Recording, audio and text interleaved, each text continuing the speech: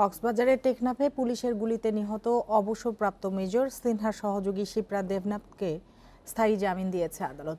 তার বিরুদ্ধে পুলিশের করা মাদক মামলায় র্যাবের দেয়া তদন্ত প্রতিবেদনের উপর নারাজি আবেদনের শুনানি শেষে এই আদেশ দেয় আদালত। বৃহস্পতিবার সকালে কক্সবাজারের সিনিয়র জুডিশিয়াল ম্যাজিস্ট্রেট আদালতে দুই পক্ষের শুনানি হয়। মামলাটি চূড়ান্ত আদেশের জন্য অপেক্ষমান রাখে আদালত। পরে আদালত চত্বরে শিপ্রা দেবনাথ সাংবাদিকদের বলেন, সন্তুষ্টির কিছু নেই, সুষ্ঠু বিচার চান তিনি।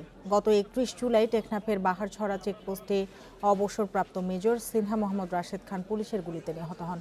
পরে তার সহযোগী শিপ্রা দেবনাথকে নীলিমা রিসোর্ট থেকে আটক করে পুলিশ, মাদকের মামলা দেয়। এই মামলার তদন্ত করে র্যাব। এই মামলায় শিপ্রা ও সিফাতের সম্পৃক্ততা নেই উল্লেখ করে র্যাব আদালতে তদন্ত প্রতিবেদন জমা দেয় 21 ডিসেম্বর। পরে মামলার বাদী রামু থানার উপপরিদর্শক শফিকুল ইসলাম চূড়ান্ত প্রতিবেদনের উপর নারাজি দেন। এ নিয়ে দুই পক্ষের শুনানি হয়।